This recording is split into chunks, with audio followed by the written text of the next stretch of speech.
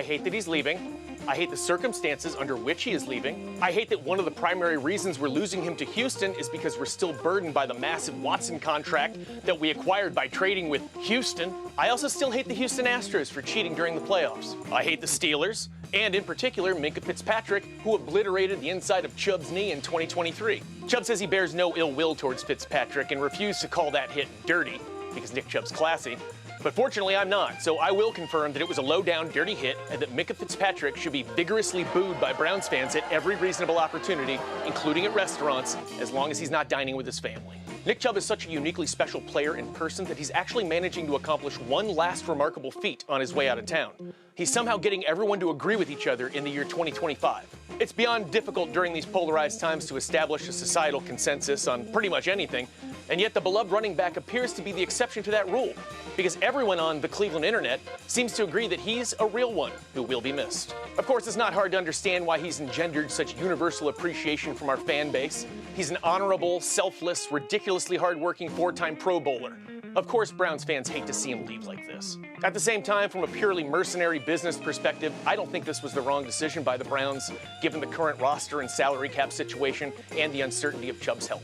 But the angry response you're seeing from Browns fans today is less about condemning the unfortunate but pragmatic decision to let Chubb leave, and more about condemning past decisions made by this same regime that have put us in this position to begin with, which is watching a player who we all love and who loves playing here leave us, because we don't have the financial flexibility to take a chance on it.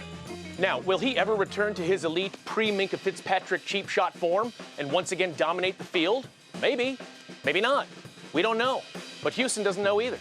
And when a player has meant as much to your franchise as Chubb has to ours, he should be given that chance to potentially return to greatness here rather than somewhere else.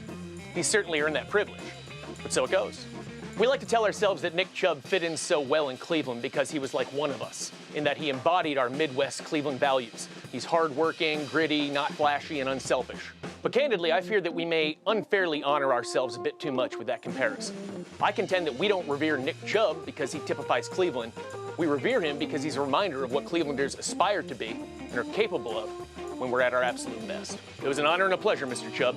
Thank you for being a breath of fresh air in the polluted environment that is the Browns organization. And in closing, I would just like to say, boo, Minkah Fitzpatrick. Boo. This is Mike, still grudging for 3 News. I think my favorite part of that is the fact that he put ground rules to booing Minkah Fitzpatrick. If he's dining with his family, and that's a classy thing to do. Still grudging. Yes, still grudging, absolutely. His main point was my main point on the Ultimate Cleveland Sports Show this morning. He deserves a better exit from Cleveland. He should have been able to determine his exit, and he wasn't given that opportunity. And he's right. It was probably a sound football decision. But there is a chance, and if there's one person in the NFL I would bet on, it is one Mr. Nick Chubb. He's a hard worker for sure. Tough. We're going to miss him.